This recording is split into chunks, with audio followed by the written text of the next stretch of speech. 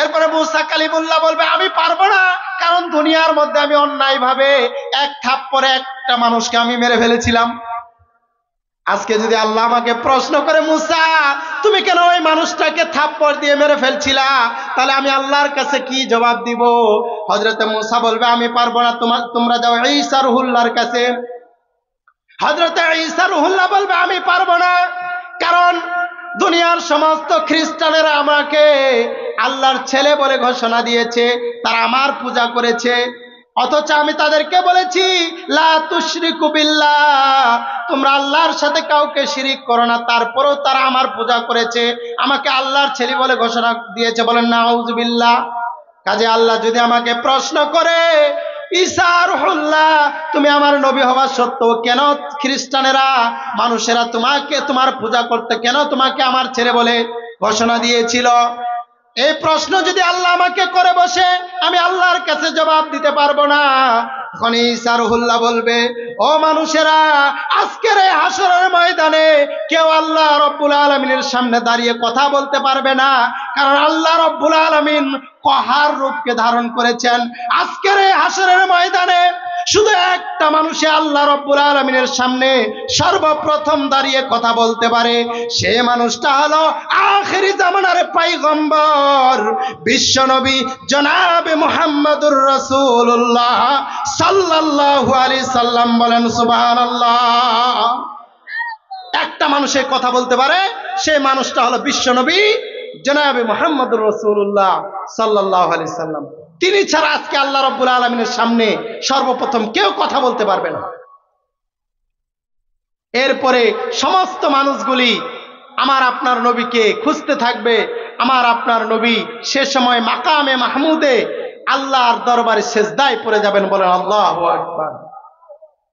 আমার বাবাজিরা, আমার বন্ধুগণ, আমার আপনার নবী এমন ভাবে আল্লাহর কাছে সেজদায় পড়ে যাবেন, এমন ভাবে আল্লাহর কাছে কান্নাকাটি করবেন। আমার আপনার নবীর কান্না দেখে এমন কিছু চমৎকার চমৎকার শব্দ আল্লাহ আমাদের রসুলকে শিখিয়ে দিবেন।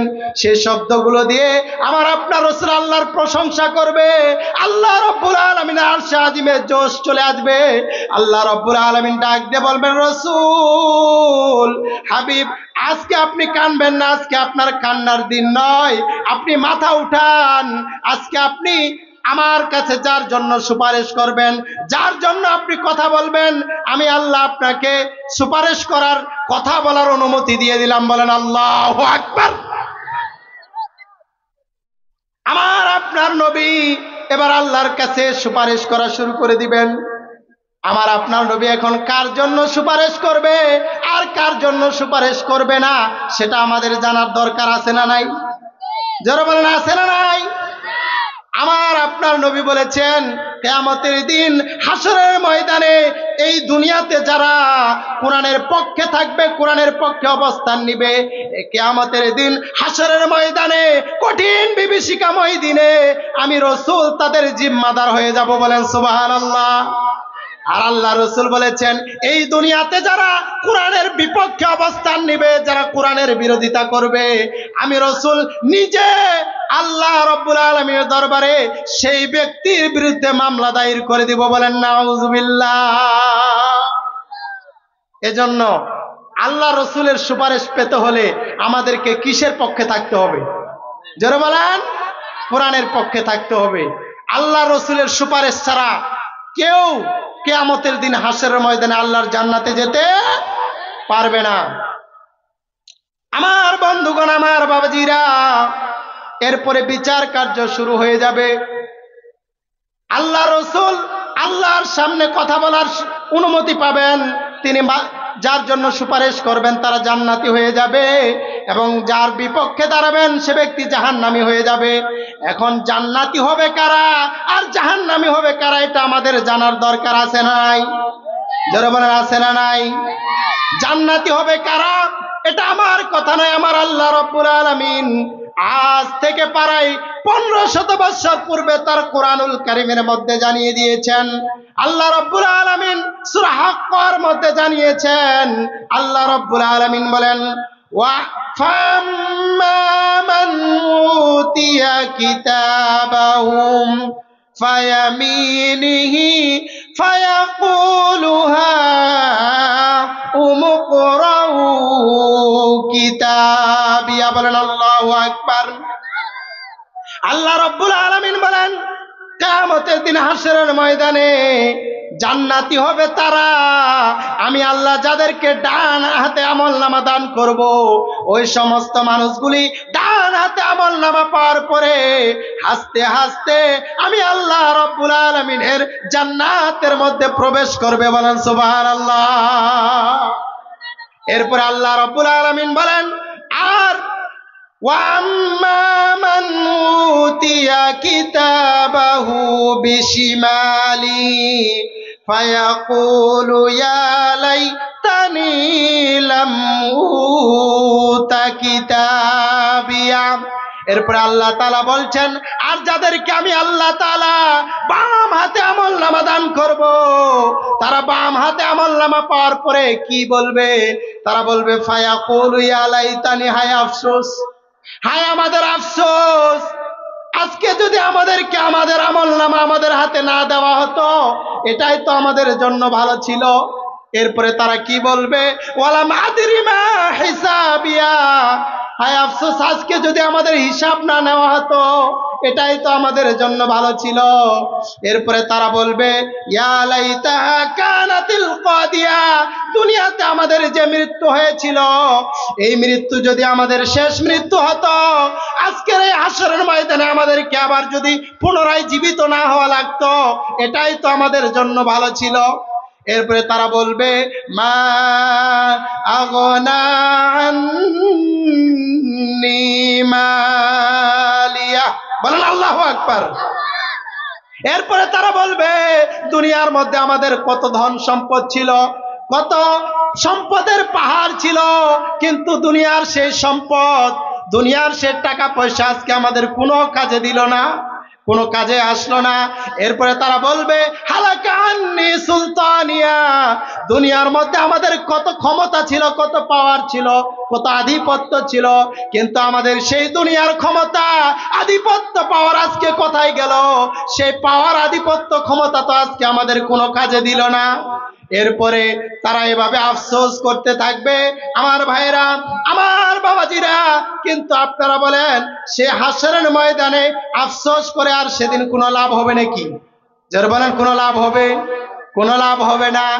এরপরে তারা যখন আফসোস করতে থাকবে, আল্লাহ পাক যখন জান্নাতীদেরকে ডান হাতে আমলনামা দান করবেন এবং জাহান্নামীদেরকে বাম হাতে আমলনামা দান করবেন, জাহান্নামীরা যখন আমলনামা হাতে পাবে, হাতে পাওয়ার পর আল্লাহ রাব্বুল আলামিন তাদেরকে বলবে, ইকরা কিতাবাকা কাফা বিনাফসিকাল ইয়াউমা আলাইকা হাসিবা। আলোচনা শুনতে খারাপ লাগছে আপনাদের? আলোচনা কি চলবে? জোরে বলেন, চলবে? এরপরে আল্লাহ রাব্বুল আলামিন, জাহান্নামীরা যখন আমলনামা হাতে পাবে, হাতে পাওয়ার পরে বলবে, মালি হাদাল কিতাব, এটা কেমন কিতাব, এটা কেমন কিতাব, এটা কেমন কিতাব?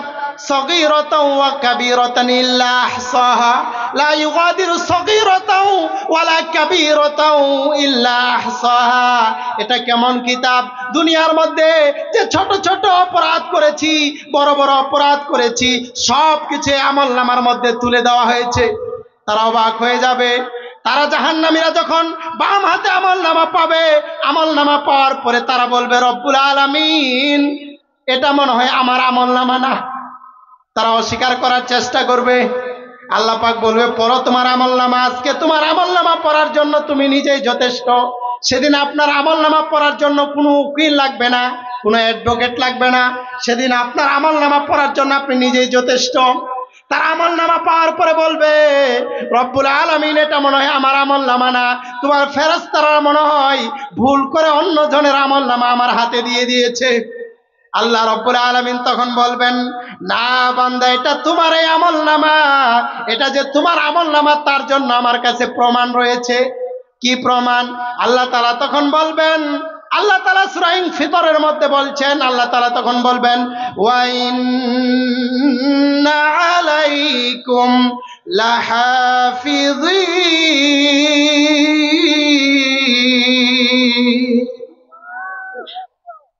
আল্লাহ রাব্বুল আলামিন তখন বলবেন, বান্দারে আমি আল্লাহ তাআলা তোমাদেরকে দুনিয়ার মধ্যে তোমাদের দুই কাঁধে দুইজন লেখককে আমি আল্লাহ তাআলা নিযুক্ত করে দিয়েছিলাম, কিরামান কাতিবিনা ইয়ালামুনা মা তাফআলুন। তোমরা দুনিয়ার মধ্যে তোমাদের দুই কাঁধে আমি দুইজন ফেরেশতাকে নিযুক্ত করে দিয়েছিলাম, তারা সব সময় তোমাদেরকে পর্যবেক্ষণ করত। সম্মানিত লেখক দিয়েছিলাম দুইজন, তারা তোমরা কি করেছো না করেছো তারা সব কিছু জানে, তারা সব কিছু তোমার আমল নামার মধ্যে নোট করে রেখেছে। তখন বান্দা আবার মিথ্যাচার করার চেষ্টা করবে। আল্লাহ পাক বলবে, বান্দা এখন মিথ্যাচার করার চেষ্টা করছো, দাঁড়াও আমার কাছে আরো প্রমাণ রয়েছে। আল্লাহ তাআলা বলেন, মা ইয়ালফিযু মিন কাওলিন ইল্লা লাদাইহি রাকীবুন আতীদ। আল্লাহ রাব্বুল আলামিন তখন বলবেন, বান্দারে প্রত্যেকটা মানুষের গলার নিচে আমি আল্লাহ দুনিয়ার মধ্যে একটা রেকর্ডকে ঝুলিয়ে দিয়েছি, এরপরে সে রেকর্ডের পুনরাবৃত্তি করা হবে। বান্দা তারপরও মিথ্যাচার করার চেষ্টা করবে জাহান্নামীরা। এরপরে আল্লাহ তাআলা বলবেন, দাঁড়াও আমার কাছে আরো প্রমাণ রয়েছে। আল্লাহ তাআলা সূরা ইয়াসিনের 65 নম্বর আয়াতের মধ্যে সেই কথাটা জানিয়ে দিয়েছেন। আল্লাহ রাব্বুল আলামিন বলেন, আল ইয়াউমা নাখতিমু আলা আফওয়াহিহিম ওয়া তুকাল্লিমুনা আইদিহিম ওয়া তাশহাদু আরজুলুহুম বিমা কানু ইয়াকসিবুন।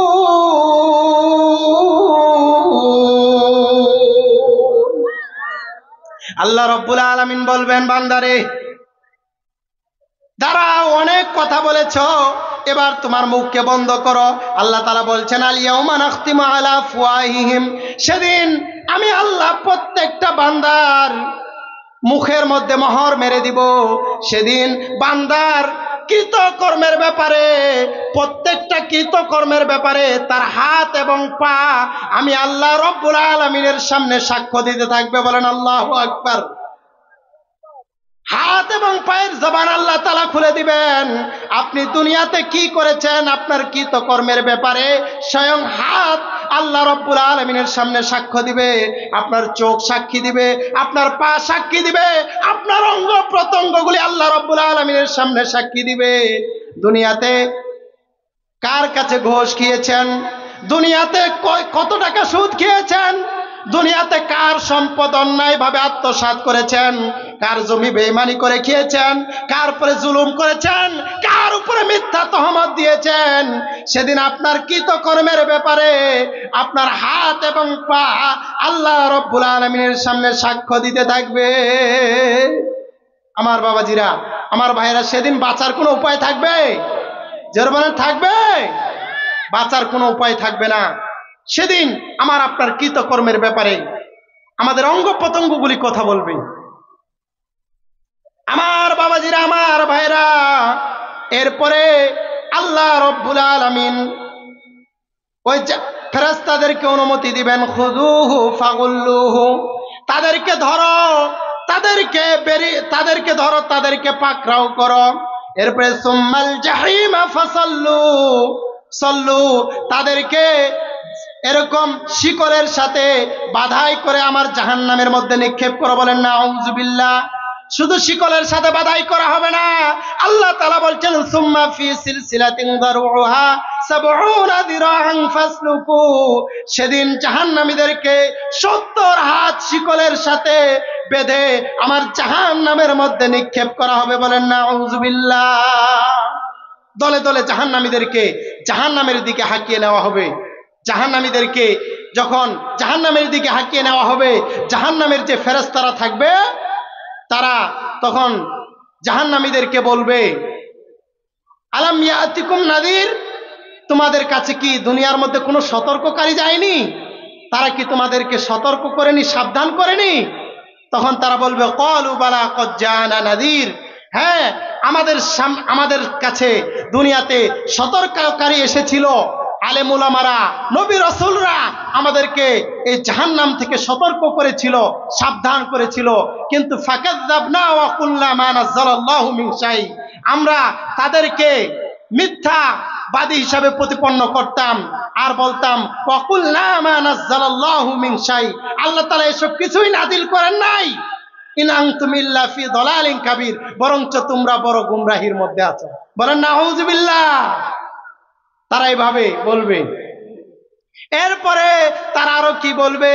আল্লাহ তাআলা বলছেন ওয়াকালু লাম নাকু ওয়াকালু লাউ কুন্না নাসমাউ আও নাকিলু মা কুন্না ফি আসহাবিস সাঈর।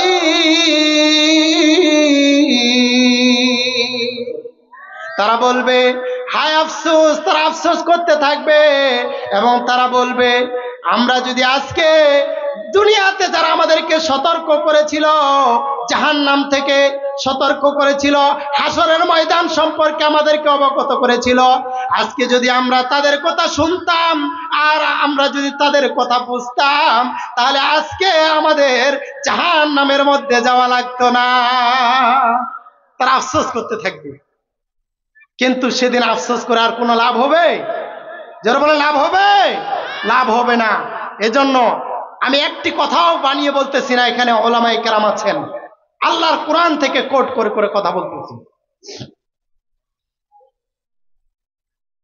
আমার বাবাজিরা, এজন্য দুনিয়াতে আমি আপনি যা করি না কেন, আমার আপনার কৃতকর্মের ব্যাপারে, প্রত্যেকটা কৃতকর্মের ব্যাপারে আল্লাহর কাছে দাঁড়িয়ে আমাদেরকে একদিন জবাব দিতে হবে। এজন্য আমাদেরকে সতর্ক হতে হবে, সাবধান হতে হবে, যাতে আল্লাহ তাআলা কিয়ামতের দিন হাসরের ময়দানে আমাদেরকে ডান হাতে আমলনামা দান করেন। বলেন আমিন। আমার বাবাজিরা, আমার ভাইরা, এরপরে আল্লাহ তাআলা আরো জানিয়েছেন, সূরা বনী ইসরাঈলের মধ্যে জানিয়েছেন, কিয়ামতের ময়দানে, হাসরের ময়দানে আমি আল্লাহ রাব্বুল আলামিন প্রত্যেকটা মানুষকে তার নেতা সহকারে আহ্বান করব। আল্লাহ তাআলা বলছেন ইয়াউমা নাদউ কুল্লা উনাসিম বিইমামিহিম। আল্লাহ তাআলা বলছেন কিয়ামতের ময়দানে কোন মানুষকে আমি একা একা ডাকবো না, প্রত্যেক মানুষকে আমি তার নেতা সহকারে আহ্বান করব। ইমাম মানে কি? যারা বলেন ইমাম মানে কি? বিইমামিহিম, তার নেতা সহকারে ডাকবো। ডাকার পরে আল্লাহ রাব্বুল আলামিন সেদিন যখন আমার আপনার হিসাব দিবেন, সেদিন যদি আমার আপনার নেতার দিকে তাকিয়ে দেখেন আল্লাহ রাব্বুল আলামিন আমার আপনার নেতার মুখে দাড়ি নাই, আমার আপনার নেতা নামাজ পড়ে নাই, আমার আপনার নেতা কোরআনের বিরোধিতা করছে, আমার আপনার নেতা কোরআনের বিপক্ষে অবস্থান নিছে, আমার আপনার নেতা চুরির প্রতি আপনাকে প্রমোট করেছে, আমার আপনার নেতা অন্যায় কাজে আমাদেরকে সহযোগিতা করেছে, মানুষের উপরে জুলুম করেছে, অত্যাচার করেছে, আমার আপনার নেতা কোনোদিন 5 ওয়াক্ত নামাজ পড়ে নাই, কোরআনের পক্ষে কথা বলে নাই, কোরআনের বিপক্ষে অবস্থান নিছে। এখন বলেন সেদিন আপনার নেতার কি অবস্থা হবে আর আপনার সেদিন কি অবস্থা হবে? কথা বলেন ঠিক কিনা? বাঁচতে পারবেন? বাঁচার কোনো উপায় নাই। বানিয়ে বলতেছি, সূরা বনী ইসরাঈল খুলে দেখেন। আল্লাহ তাআলা বলছেন ইয়াউমা নাদউ কুল্লা উনাসিম বিইমামিহিম, প্রত্যেক মানুষকে আমি তার নেতা সহকারে আহ্বান করব। এজন্য নেতা নির্বাচনের ক্ষেত্রে যারা সমাজের প্রতিনিধি হবে তারা যাতে আল্লাহওয়ালা হয়, তারা যাতে তাকওয়াবান হয়, তারা যাতে নামাজি হয়। আলেম উলামাদেরকে আমাদের জনপ্রতিনিধি করার দরকার আছে না নাই? একজন আলেম যদি সংসদে যায়, সংসদে যাওয়ার পরে সে অন্তত দুর্নীতি করবে না। কথা বলেন ঠিক কিনা? সে কোরআনের পক্ষে কথা বলবে, সে ইসলামের কথা বলবে। কিন্তু একজন অসৎ চরিত্রের মানুষ, একজন দুর্নীতিবাজ, একজন লম্পট, সুদখোর, ঘুষখোর, জেনাখোর, ব্যভিচার, এরা যদি সংসদে যায় তারা আমার আপনার সমাজটাকে কলঙ্কিত করবে। কথা বলেন ঠিক কিনা মুসলমান? এজন্য নেতা নির্বাচনের ক্ষেত্রে আমি কোন দলের সাপাই গাচ্ছি না। যেই নেতা কোরআনের পক্ষে থাকবে, যেই নেতা হক কথা বলবে, যে নেতা দুর্নীতি করবে না, ইসলামের কথা বলবে, মানুষের অধিকার আদায়ের কথা বলবে, সেই নেতার পক্ষে আমাদের থাকার দরকার আছে না নাই? আছে না নাই? আমার বাবাজিরা, আমার বন্ধুগণ, এই জন্য আলোচনা কি আপনাদের বুঝতে কষ্ট হচ্ছে? আজকে আমি আপনি নেতা নির্বাচন করি, এমন এমন নেতার পিছনে ধর্ণা দেই, আমার আপনার নেতা নামাজ পড়ে না, আমার আপনার নেতার মুখে দাড়ি নাই, আমার আপনার নেতা জুয়ার আড্ডায় প্রথম সারিতে। কথা বলেন ঠিক কিনা? আমার আপনার নেতা যাত্রা পালায় সহযোগিতা করে, তাফসির মাহফিলে সহযোগিতা করে না। এ সমস্ত নেতাদের পিছনে যদি আপনি ঘুরেন, আপনার নেতার কি অবস্থা হবে আর আপনার কি অবস্থা হবে? এজন্য আমার আপনার আদর্শ হলো আমার আপনার রসুল। কথা বলেন ঠিক কিনা? আমার বাবাজিরা, আমার ভাইরা, ইমাম বুখারী শরীফ লেখার আগে তিনি একটা কিতাব লিখেছেন, কিতাবটার নাম হলো আল আদাবুল মুফরাদ। তিনি সেই কিতাবের 6 নম্বর হাদিসের 3 নম্বর পয়েন্টে উল্লেখ করেছেন, এই দুনিয়াতে আল্লাহ রাব্বুল আলামিন 3 শ্রেণীর মানুষকে, তাদের কাছে কোনো হিসাবও নেবেন না, তাদের কোনো বিচারও করবেন না, বিনা হিসাবে বিনা বিচারে 3 শ্রেণীর মানুষকে আল্লাহ জাহান্নামে দিবেন। বলেন নাউযুবিল্লাহ। তার মধ্যে তিনি 1 নম্বরে উল্লেখ করেছেন, এই দুনিয়াতে যার আদর্শ বিশ্ব নবী ছিল না, সেই সমস্ত মানুষের আল্লাহ কোনো হিসাবও নেবেন না, তার কোনো বিচারও করবেন না, বিনা হিসাবে বিনা বিচারে আল্লাহ রাব্বুল আলামিন তাকে জাহান্নামের মধ্যে নিক্ষেপ করবে।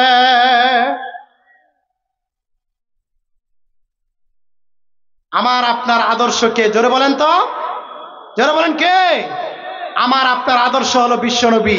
এই দুনিয়াতে যার আদর্শ বিশ্বনবী হবে না, সে নামাজ পড়তে পারে, রোজা রাখতে পারে, হজ করতে পারে, যাকাত দিতে পারে, সে ইসলামের মসজিদ মাদ্রাসায় দান করতে পারে, সহযোগিতা করতে পারে, কিন্তু আমার আপনার আদর্শ যদি বিশ্বনবী হয়, আপনি 100% জাহান্নামী। কথা বলেন ঠিক কিনা?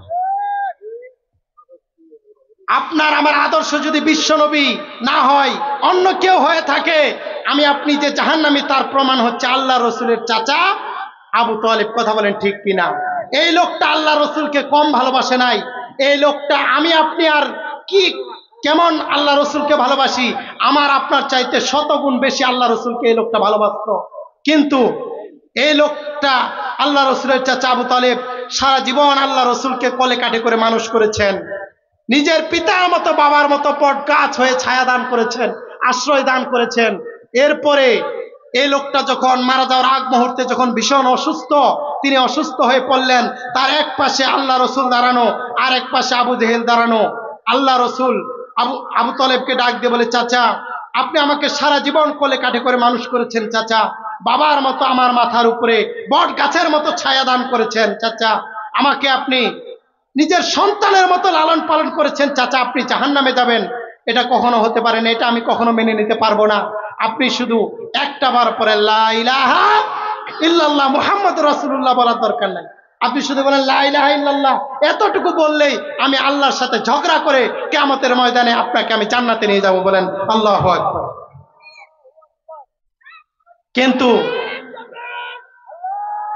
কিন্তু আরেক পাশে আল্লাহ রসুলের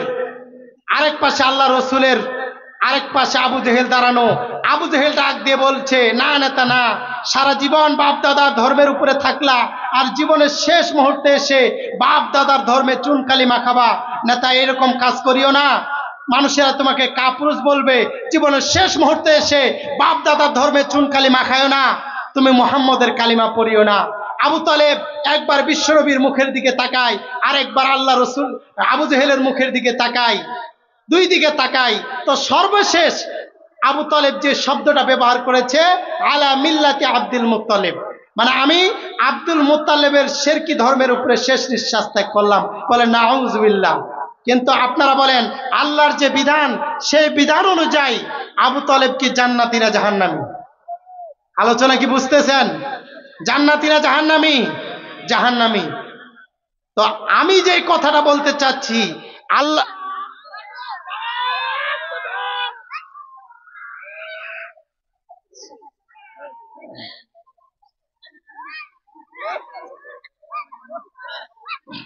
একটু জিকির করেন লা ইলাহা, জোরে লা ইলাহা,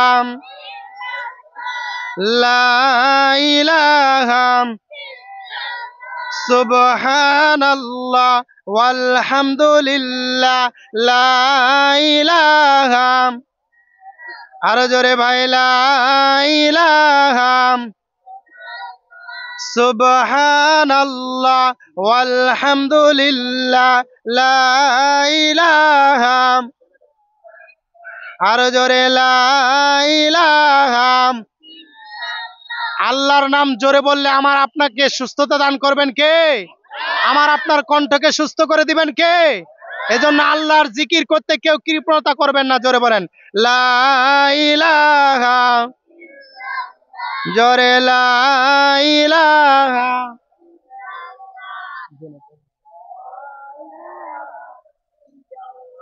আমার বাবাজিরা জোরে লা ইলাহা, সুবহানাল্লাহ ওয়ালহামদুলিল্লাহ, লা ইলাহা,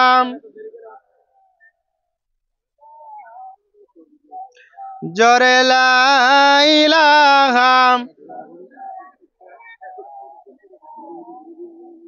লা ইলাহা ইল্লাল্লাহু মুহাম্মাদুর রাসূলুল্লাহ সাল্লাল্লাহু। কি ব্যাপার, জেনারেটর এত দেরি হচ্ছে? এগুলা আগে ব্যবস্থা করে রাখেন। বাজারেরটাও তো দিতে পারছে।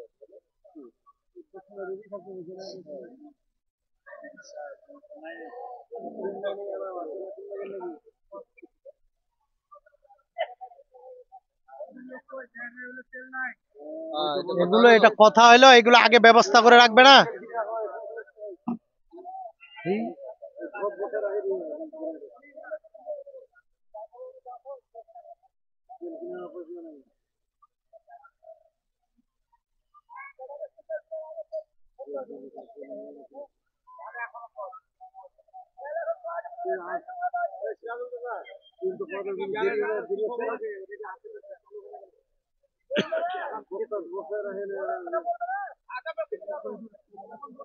যা হওয়ার হয়ে গেছে, আর কিছু না করে